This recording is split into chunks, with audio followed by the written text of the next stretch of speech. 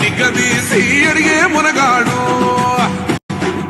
వీడు భూమిన వానైతాడు బీదసాదల ధైర్యం వీడు దోపిడి దొంగల భరతం పడతాడు మన రాహుల్ గాంధీ దేశం బంగారు పోతే అవుతాడు ఇందిరమ్మ సంక్షేమాలు సోనియమ్మ చేసిన మేలు స్వాతంత్రం తెచ్చిన పార్టీ తెలంగాణ ఇచ్చిన పార్టీ మూడు రంగుల జెండా బట్టి సింగమోలే కదిలినాడు ఒక్కరో కాంగ్రెస్ సూర్యుడు మన రాహుల్ గాంధీ నిగదీసి అడిగే మునగాడు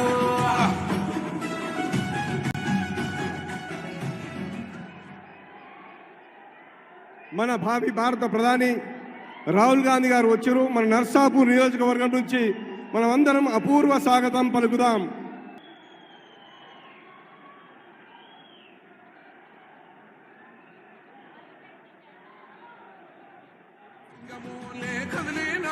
ఒక్కరో కాంగ్రెస్ సూర్యుడు మన రాహుల్ గాంధీ నిగదీసి అడిగే మూడు రంగుల జెండా పట్టి సింగమోలే కదిలినాడు ఒక్కరో కాంగ్రెస్ సూర్యుడు మన రాహుల్ గాంధీ నిగదీసి అడిగే మునగాడు వీడు భూమిన వానైతాడు బీదసాదల ధైర్యం వీడు దోపిడి దొంగల భరతం పడతాడు మన రాహుల్ గాంధీ దేశం బంగారు పోతే అవుతాడు ఇందిరమ్మ సంక్షేమాలు సోనియమ్మ చేసిన మేలు दीपा दास मुंशी जी, रेवंत रेड्डी जी, नरसिम्हा जी, कोडा सुरेखा जी, जग्गा रेड्डी जी, रोहित जी, कोडेकुनेल सुरेश जी, हमारे कैंडिडेट नीलम मधु जी,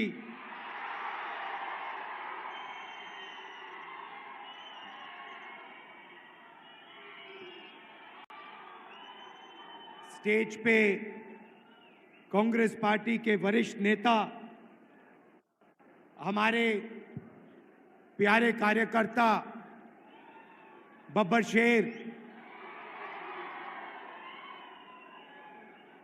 भाइयों और बहनों, प्रेस के हमारे मित्रों, आप सबका यहाँ बहुत बहुत स्वागत। गर्मी में आप दूर दूर से आए, इसके लिए दिल से आपको बहुत बहुत धन्यवाद। వేదిక మీద సుఖాసీనులైనటువంటి గౌరవ ముఖ్యమంత్రి గారికి, మంత్రులకు, కాంగ్రెస్ పార్టీలో వివిధ హోదాల్లో ఉన్నటువంటి బాధ్యులకు, అదేవిధంగా స్థానికంగా పోటీ చేస్తున్నటువంటి మధు గారికి, అలాగే ఈ కార్యక్రమానికి వచ్చినటువంటి వీర సింగాలైనటువంటి మీ అందరికీ సాదర స్వాగతం. हिंदुस्तान में गरीब लोग, कमजोर लोग, दलित, आदिवासी, पिछड़े लोग, किसान, मजदूरों की रक्षा हमारा संविधान, हमारा कॉन्स्टिट्यूशन करता है। మిత్రులారా, దేశంలో ఉన్నటువంటి వెనుకబడిన వర్గాలు కానివ్వండి, దళితులు కానివ్వండి, ఆదివాసీలు కానివ్వండి, వెనుకబడ్డటువంటి వాళ్ళు కానివ్వండి, పేదలు కానివ్వండి, వీళ్ళందరి యొక్క బాధ్యత, వీళ్ళందరినీ సురక్షితంగా ఉంచేటటువంటి కర్తవ్యాన్ని మన గౌరవ రాజ్యాంగం నిర్వర్తిస్తూ ఉంటుంది. संविधान से पहले हिंदुस्तान में गरीब लोगों के, कमजोर लोगों के कोई भी अधिकार नहीं थे। రాజ్యాంగం ఆవిర్భవించక ముందు, రాజ్యాంగం రాసుకోవడానికి ముందు ఈ దేశంలో పేదలకు కానీ, దళితులకు కానీ, అట్టడుగు వర్గాలకు కానీ ఎలాంటి హక్కులు ఉండేవి కావు. अगर हिंदुस्तान के गरीब लोगों को शक्ति मिली है तो संविधान से उनको शक्ति मिली है। ఈ దేశంలో పేదలకు శక్తి దొరికింది అంటే అది కేవలం రాజ్యాంగం వల్ల మాత్రమే దొరికింది. ये कोई मामूली किताब नहीं है, ये आपके दिल की आवाज है। ఇది సామాన్యమైన పుస్తకం కాదు, ఇది సామాన్యుల యొక్క గొంతుక. इसके लिए कांग्रेस पार्टी और हिंदुस्तान के करोड़ों लोगों ने लड़कर, अपना खून देकर इसको बनाया है। ఈ పుస్తకం సామాన్యమైనటువంటిది కాదు. ఈ పుస్తకాన్ని మన కోసం మనం ఆవిష్కరించుకోవటానికి ఈ దేశంలో వేలాది మంది, లక్షలాది మంది తమ ప్రాణాలను తృణప్రాయంగా త్యజించి రక్తాన్ని ధారపోసి ఈ పుస్తకాన్ని రూపొందించుకున్నారు. गांधी जी, अंबेडकर जी, नेहरू जी, इन लोगों ने सालों लड़ाई कर कर खून पसीना के साथ ये किताब बनाई. మహాత్మా గాంధీ గారు, అంబేద్కర్ గారు, జవహర్లాల్ నెహ్రూ గారు వీరంతా కూడా సంవత్సరాల పాటు శ్రమపడి చెమటోడ్చి ఈ పుస్తకాన్ని ఆవిష్కరించేందుకు, రూపొందించేందుకు తమ సహకారాన్ని అందించి ఈ దేశానికి పుస్తకాన్ని అందించగలిగారు. और इस चुनाव में बीजेपी के लोगों ने साफ कह दिया है, उनके नेताओं ने, बड़े बड़े नेताओं ने कह दिया है कि वो इस संविधान को बदल देंगे, खत्म कर देंगे, फेंक देंगे. స్నేహితులారా, ఇప్పుడు జరిగేటటువంటి సార్వత్రిక ఎన్నికల్లో భారతీయ జనతా పార్టీకి చెందినటువంటి పెద్ద పెద్ద నేతలు, గొప్ప గొప్ప నేతలు పెద్ద పెద్ద వేదికల మీద ఈ రాజ్యాంగాన్ని సమూలంగా మార్చేస్తామని, ఈ రాజ్యాంగాన్ని తీసేస్తామని బహిరంగంగానే చెబుతూ ఉన్నారు. ये चुनाव दो विचारधाराओं के बीच में है. इंडिया अलायंस, राहुल गांधी, मल्लिकार्जुन खड़गे जी, रेवंत रेड्डी जी कहते हैं कि इसको बचाना है, इसकी रक्षा करना है. ఈ దేశంలో ఎన్నికలు ఇప్పుడు రెండు సమూహాల మధ్య జరుగుతున్నాయి. ఒకటి ఇండియాకి సంబంధించినటువంటి సమూహం, అందులో రాహుల్ గాంధీ గారు, మల్లికార్జున్ ఖర్గే గారు, మీ ప్రియతమ ముఖ్యమంత్రి రేవంత్ రెడ్డి గారు వీరంతా ఉన్నారు. వీరేమంటున్నారంటే ఈ పుస్తకాన్ని పరిరక్షించాలి, ఈ రాజ్యాంగాన్ని పరిరక్షించాలి అంటూ ఉన్నారు. और नरेंद्र मोदी, अमित शाह, आरएसएस के नेता कहते हैं इस किताब को बदल दिया जाए, इसको फेंक दिया जाए. నరేంద్ర మోడీ గారు అలాగే ఆర్ఎస్ఎస్ మిత్రులు ఏమంటున్నారంటే ఈ పుస్తకాన్ని సమూలంగా తీసేయాలి, ఈ పుస్తకాన్ని పూర్తిగా మార్చేయాలి అంటూ ఉన్నారు. हम इस किताब की रक्षा करेंगे. कोई भी शक्ति इस किताब डैमेज नहीं कर सकता है, खत्म नहीं कर सकता. మేము ఈ రాజ్యాంగాన్ని పరిపూర్ణంగా పరిరక్షిస్తాం. ఏ శక్తి కూడా ఈ రాజ్యాంగాన్ని మార్చడంలో కానీ, సమూలంగా తీసివేయడంలో కానీ ఏమాత్రం సాహసించలేదు. भाई और बहनों, आपका जमीन का हक, आपको जो आरक्षण मिला, आपको जो सरकार में रोजगार मिलता है, पब्लिक सेक्टर, वो सब इधर से आया है. దేశంలో మీకు ఏవైతే సౌలభ్యాలు దొరుకుతున్నాయో, భూమి దొరికిందో, పథకాలు దొరుకుతున్నాయో, ఈ రోజు మీరు ఒక ఓటు వేసేటటువంటి అర్హత కూడా కలిగి ఉన్నారో, అదంతా కూడా కేవలం ఈ రాజ్యాంగం ఉండడం వల్ల మాత్రమే సాధ్యమవుతోంది. नरेंद्र मोदी चाहते हैं कि सारी की सारी राजनीति 22-25 लोगों के फायदे के लिए हो. నరేంద్ర మోడీ గారు కేవలం 20-25 మందికి మాత్రమే ఈ దేశంలో ఉన్నటువంటి ప్రయోజనాలన్నీ చేకూరాలి అనుకుంటూ ఉన్నారు. उन्होंने पब्लिक सेक्टर को, सरकारी कंपनियों को प्राइवेटाइज किया. వారు దేశంలో ఉన్నటువంటి పబ్లిక్ సెక్టార్ అంటే ప్రభుత్వ రంగ సంస్థలన్నిటినీ కూడా ప్రైవేటు పరం చేస్తూ ఉన్నారు. क्यों किया? रिजर्वेशन को हटाने के लिए किया. ఎందుకు చేస్తున్నారు మీరు ఆలోచించండి. కేవలం రిజర్వేషన్లు నిర్మూలించడం కోసం మాత్రమే ప్రభుత్వ రంగ సంస్థలు ప్రైవేటు పరం చేయబడుతూ ఉన్నాయి. देश में और सरकार में ठेकेदारी प्रथा चलाते हैं. क्यों चलाते हैं? रिजर्वेशन को खत्म करने के लिए. దేశంలో ఉండేటటువంటి పెట్టుబడిదారీ వ్యవస్థను పెంపొందించేటటువంటి ప్రయత్నాన్ని చేస్తున్నారు. ఎందుకు చేస్తున్నారు? కేవలం రిజర్వేషన్లు తొలగించాలి అనేటటువంటి ఉద్దేశంతో మాత్రమే ఈ కుట్ర జరుగుతూ ఉంది. लड़ाई इस बात की भी है, वो रिजर्वेशन को खत्म करना चाहते हैं, हम रिजर्वेशन को 50% से ज्यादा बढ़ाना चाहते हैं. ప్రధానమైనటువంటి యుద్ధం ఎందుకు జరుగుతుందంటే వారు రిజర్వేషన్లు సమూలంగా తీసివేయాలంటున్నారు. కానీ మేము ప్రభుత్వంలో వచ్చిన తర్వాత 50% రిజర్వేషన్లను ఇవ్వాలనుకుంటూ ఉన్నాము. भाई और बहनों, हिंदुस्तान में अगर आप पिछड़ों की, दलितों की, आदिवासियों की आबादी जोड़ दें तो ये मेजॉरिटी बनती है.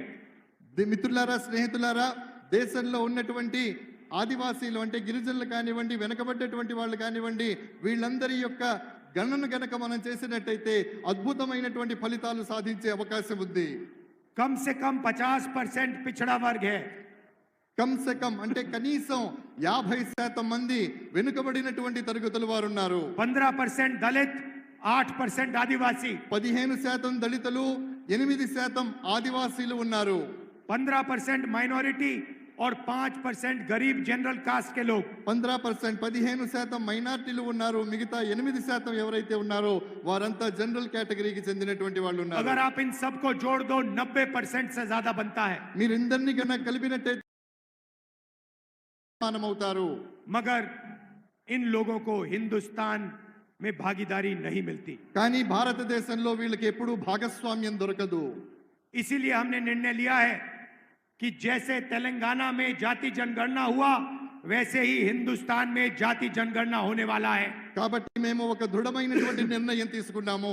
ఏ రకంగానైతే తెలంగాణలో కుల గణన జరిగిందో అదే విధంగా యావత్ దేశంలో కుల గణన చేయాలి అనేటటువంటి సంకల్పంతో మేము ముందుకు సాగుతూ ఉన్నాం. हिंदुस्तान के दलितों को, आदिवासियों को, पिछड़ों को, गरीब जनरल कास्ट के लोगों को, माइनॉरिटीज को पता लगना चाहिए उनकी कितनी शक्ति है, उनकी कितनी आबादी है और उनकी कितनी भागीदारी मिल रही है. దళితులు కానివ్వండి, గిరిజనులు కానివ్వండి, ఆదివాసీలు కానివ్వండి, మైనార్టీలు కానివ్వండి, సామాన్యులు కానివ్వండి, వీళ్ళందరూ దేశంలో ఎంత శాతం ఉన్నారు అనేటటువంటి విషయం వారికి తెలియాలి. వాళ్ళ శక్తి ఏమిటో ఈ దేశంలో వాళ్ళకి తెలియాలి. और जाति जनगणना के बाद क्रांतिकारी राजनीति शुरू होगी. हिंदुस्तान की राजनीति हमेशा के लिए बदल जाएगी क्योंकि एक गहरा सच हम सबके सामने दिखने लगेगा. స్నేహితులారా, కాబట్టి ఈ రకమైనటువంటిది జరిగినప్పుడు దేశంలో నిజమైనటువంటి రాజకీయం ప్రారంభమవుతోంది. ఒక ఉజ్వలమైనటువంటి రాజకీయ చైతన్యం వస్తోంది. ఆ రాజకీయ చైతన్యం రావాలి అనేటటువంటి ఉద్దేశంతోనే మేము ఆ దిశగా ప్రయత్నాలు చేస్తూ ఉన్నాము.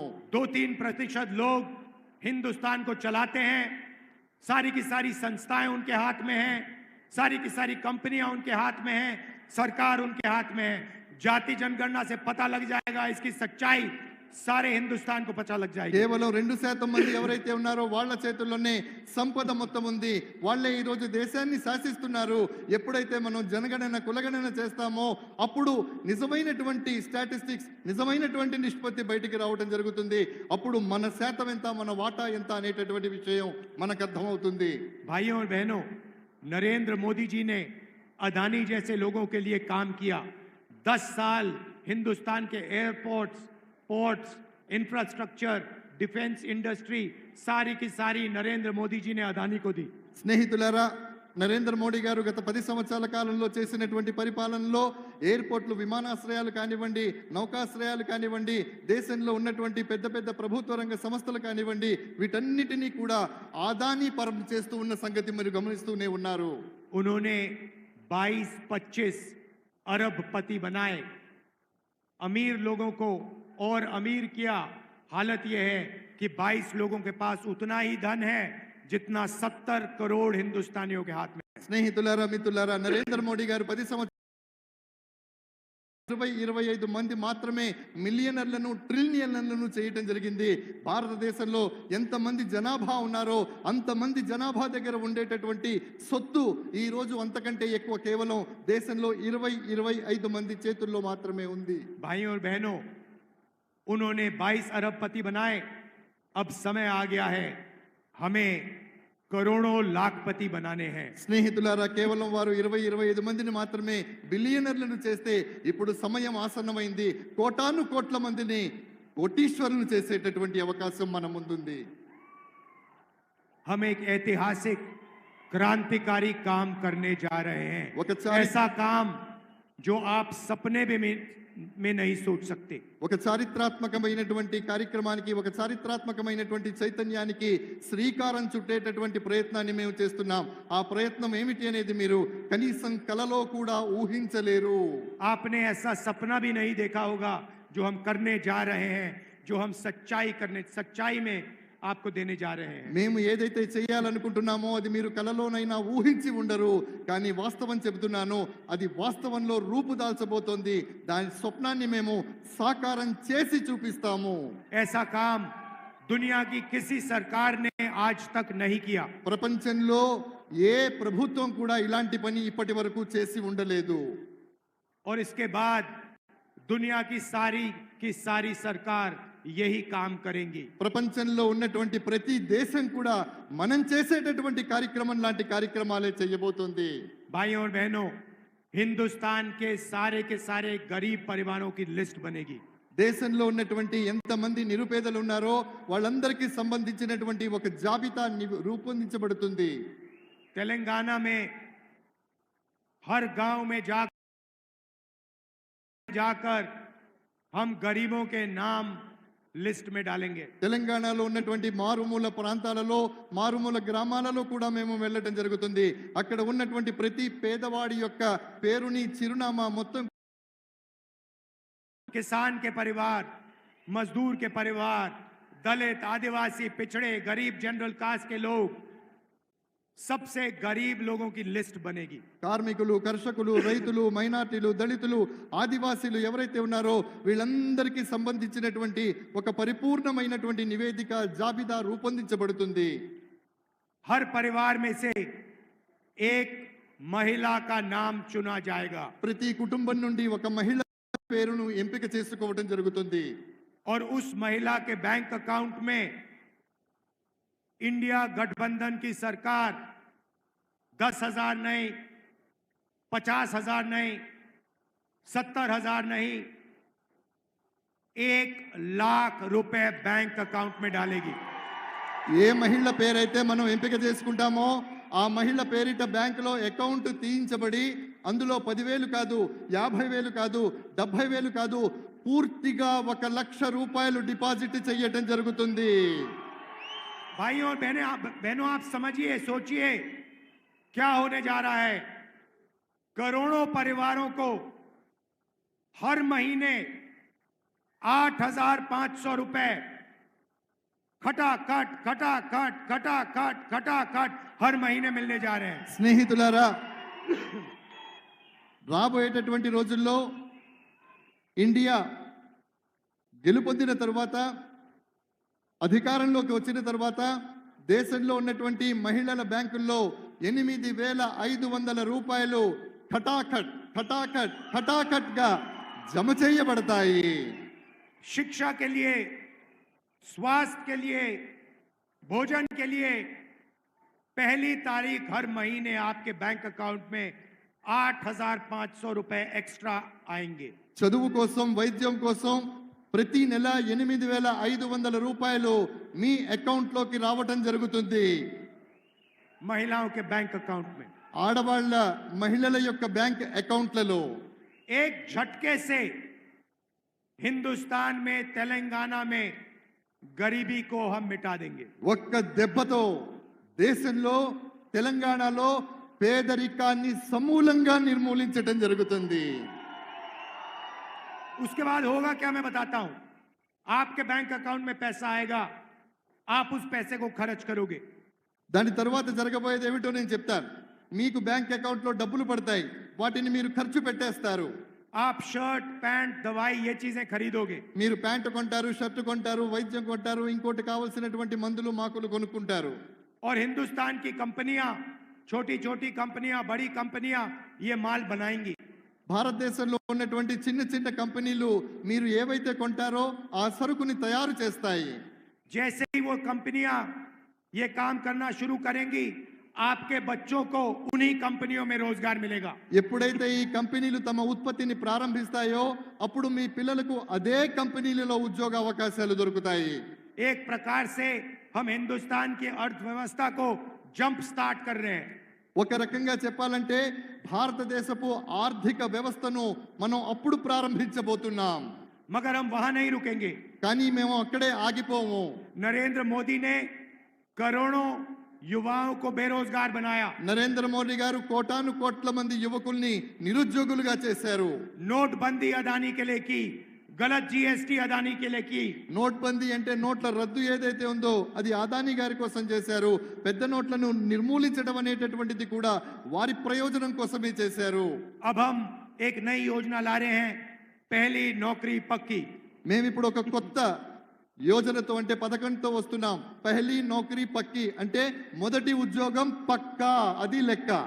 मतलब 1 साल के लिए इन कंपनियों में, पब्लिक सेक्टर में, प्राइवेट सेक्टर में, सरकारी अस्पतालों में, सरकारी ऑफिसेज में हिंदुस्तान के सारे बेरोजगार युवाओं को हम अधिकार देने जा रहे हैं. 1 साल की नौकरी, बेहतरीन ट्रेनिंग और 1 साल में 1 लाख रुपए आपके बैंक अकाउंट में। మిత్రులారా, ఏ రకంగానైతే చెప్పడం జరిగిందో అంటే ఈ కంపెనీలు ప్రారంభించిన తర్వాత అందులో యువకులకు, అది ప్రైవేట్ సెక్టార్ కావచ్చు, పబ్లిక్ సెక్టార్ కావచ్చు, అందులో ఉద్యోగం ఇవ్వడం జరుగుతుంది. 1 సంవత్సర కాలం పాటు వారు సంపాదించుకోవడానికి ఒక చక్కటి మార్గాన్ని నిర్దేశించడం జరుగుతుంది. भाइयों और बहनों, इंडिया की सरकार, इंडिया गठबंधन की सरकार 4 जून को बनेगी। స్నేహితులారా, ఇండియా సర్కార్ అంటే ఏ సంఘటనతో అయితే మనం పోరాటం చేస్తున్నామో ఎన్నికల్లో, సార్వత్రిక ఎన్నికల్లో, ఆ ప్రభుత్వం 7వ తారీఖు జూన్న వ్యవస్థీకృతం అవుతోంది. గట్టిగా ఒకసారి చప్పట్లు. 30 लाख सरकारी नौकरियां हैं जो नरेंद्र मोदी ने आपको नहीं दी। 30 లక్షల ప్రభుత్వ ఉద్యోగాలు ఉన్నాయి, వాటిని నరేంద్ర మోడీ గారు మీకు ఇవ్వలేదు. 15 अगस्त तक हम इन पे कार्रवाई करके ये जो नौकरियां हैं आपके हवाले शुरू कर देंगे, देना शुरू कर देंगे। స్నేహితులారా, 15 ఆగస్టు అంటే స్వాతంత్ర దినోత్సవం రోజు నాటికి 15 ఆగస్టు నాటికి ఈ ఉద్యోగాలు ఏవైతే ఉన్నాయో ఆ ఉద్యోగాలన్నిటినీ కూడా భర్తీ చేయటం జరుగుతుంది. भाइयों और बहनों, किसानों को नरेंद्र मोदी ने खूब तंग किया। మిత్రులారా, రైతులను నరేంద్ర మోడీ గారు చాలా వేధించారు. अरबपतियों का कर्जा माफ किया, किसानों का कर्जा माफ नहीं करते। కోటీశ్వర్లు ఎవరైతే ఉన్నారో, మిలియనర్లు ఎవరైతే ఉన్నారో వాళ్ళందరి యొక్క రుణాన్ని మాఫీ చేశారు, కానీ రైతుల రుణాలను మాత్రం మాఫీ చేయలేదు. हमारी सरकार आएगी, पहला काम किसानों का कर्जा माफ होगा। మా ప్రభుత్వం వచ్చిన వెంటనే మేము చేసే మొట్టమొదటి పని ఏదైతే ఉందో అది రైతుల యొక్క పరిపూర్ణమైనటువంటి రుణమాఫీ చేయబోతున్నాం. और आपको अनाज के लिए, धान के लिए, शुगर केन के लिए आज नरेंद्र मोदी सही दाम नहीं दिलवाते हैं। స్నేహితులారా, మనం పండించేటటువంటి ధాన్యానికి కానివ్వండి, ఇతరత్ర పంటలకు కానివ్వండి, నరేంద్ర మోడీ గారు సరైనటువంటి వ్యవసాయ ఉత్పత్తులకు ఇవ్వాల్సినటువంటి ధరను ఇవ్వడం లేదు. हम कानूनी मिनिमम सपोर्ट प्राइस, मतलब कानून के मुताबिक आपको अनाज के लिए, धान के लिए, शुगर केन के लिए कम से कम दाम गारंटी करके मिलेगा। చట్ట పరిధిలో మీరు పండించేటటువంటి వరకు కానివ్వండి, చెరుకుకు కానివ్వండి, చట్టబద్ధమైనటువంటి మద్దతు ధర ఖచ్చితంగా ఇప్పించి తీరుతాము. भाइयों और बहनों, मजदूरों को आज मनरेगा में 2250 रुपए मिलते हैं। స్నేహితులారా, మన్రేగా పథకంలో కార్మికులకు 250 రూపాయలు దొరుకుతూ ఉన్నాయి. सरकार आने के बाद उनको 400 रुपए मनरेगा के लिए मिलेंगे। అది వచ్చి ప్రభుత్వం వచ్చిన తర్వాత మన్రేగాలో భాగంగా 400 రూపాయలు కార్మికులకు ఇవ్వడం జరుగుతుంది. और जो आशा और आंगनवाड़ी में महिलाएं काम करती हैं उनकी आमदनी हम दुगनी करने जा रहे हैं। ఎవరైతే ఆశాలో ఉన్నారో, అంగన్వాడీలో పనిచేస్తున్నటువంటి మహిళలు ఉన్నారో వాళ్ళకు వచ్చేటటువంటి సంపాదన ఏదైతే ఉందో దాన్ని మేము రెట్టింపు చేస్తాము. గట్టిగా చప్పట్లు కొట్టండి బా. भाइयों और बहनों, मैं आपको साफ बताना चाहता हूं, స్నేహితులారా, సోదర సోదరీమణులారా, నేను మీకు స్పష్టంగా చెప్పాలనుకుంటున్నాను. एक लाइन में मैं आपको इंडिया सरकार के बारे में बताना चाहता हूं। కేవలం ఒకే ఒక పంక్తిలో, ఒకే ఒక లైన్లో, ఒకే ఒక వాక్యంలో నేను ఇండియా ప్రభుత్వాన్ని గురించి నేను చెప్పాలనుకుంటున్నాను. जितना पैसा नरेंद्र मोदी जी ने हिंदुस्तान के अरबपतियों को दिया है, उतना ही पैसा हम हिंदुस्तान के गरीब लोगों के बैंक अकाउंट में डालने जा रहे हैं। ఎంత సొమ్మైతే నరేంద్ర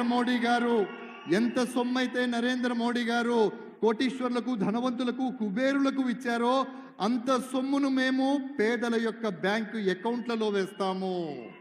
अंत में भाइयों और बहनों, ये अंबेडकर जी का संविधान है, गांधी जी का संविधान है, इसकी हम सबको मिलकर रक्षा करनी है। స్నేహితులారా, నేను చేతిలో పట్టుకున్నటువంటి పుస్తకం ఏదైతే ఉందో అది అంబేద్కర్ గారు రాసినటువంటిది, గాంధీ గారి స్వప్నం. కాబట్టి ఆ పుస్తకాన్ని, ఆ సంవిధానం అంటే ఆ రాజ్యాంగాన్ని పరిరక్షించుకోవాల్సిన బాధ్యత ప్రతి భారతీయుడి మీద ఉంది. रिजर्वेशन की रक्षा करनी है, पब्लिक सेक्टर की रक्षा करनी है, किसानों, मजदूरों, बेरोजगार लोगों को की रक्षा करनी है। రిజర్వేషన్ల ఫలితంగా రిజర్వేషన్లను మనం కాపాడుకోవాలి. అదే విధంగా కార్మికుల్ని కాపాడుకోవాలి, కర్షకుల్ని కాపాడుకోవాలి, పేదవాళ్ళని కాపాడుకోవాలి. ఇవన్నీ కాపాడుకోవాలంటే మన రాజ్యాంగాన్ని మనం కాపాడుకోవాలి. तेलंगाना में रेवंत रेड्डी जी हैं, कांग्रेस पार्टी के नेता हैं।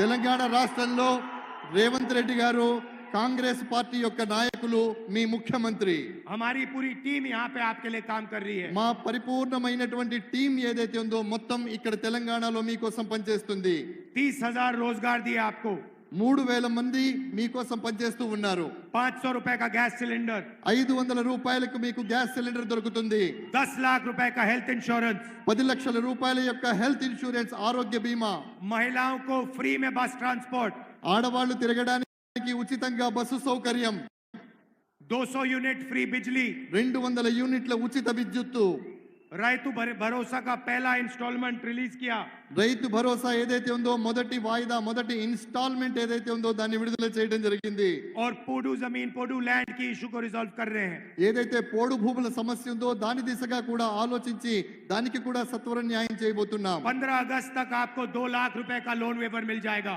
15 ఆగస్టు నాటికి 2 లక్షల రూపాయలు మీ అందరికీ కూడా దొరుకుతాయి यहाँ पे हमारी टीम काम कर रही है, दिल्ली में मैं आपका सिपाही हूं। ఇక్కడ మీ టీం పనిచేస్తూ ఉంది ఢిల్లీలో నేను మీకు సైనికుడిలా పహారా కాస్తూ ఉన్నాను जो भी तेलंगाना की जनता को जरूरत होगी मैं आपके लिए दिल्ली में करने को तैयार हूं। తెలంగాణకి ఏది అవసరమో నేను ఢిల్లీలో మీకోసం చేయడానికి సిద్ధంగా ఉంటాను आप सबका दिल से धन्यवाद करता हूं कि आप यहाँ आए, इतने प्यार से आपने मेरी बात सुनी।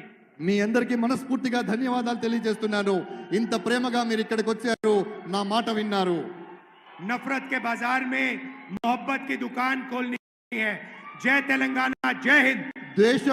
దేశపు బజారులో ప్రేమ అనేటటువంటి దుకాణాన్ని తెరవడానికి మేము వచ్చాం మీ అందరికీ ధన్యవాదాలు నమస్తే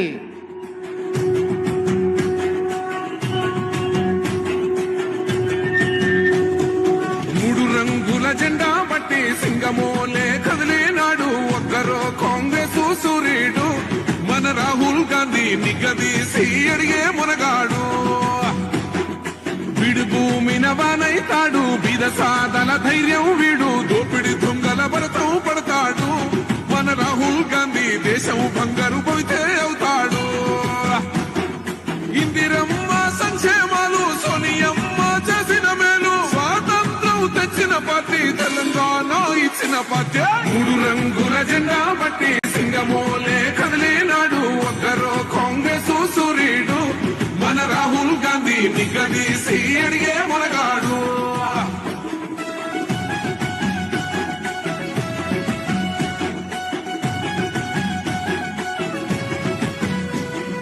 ఇంటింటికి మే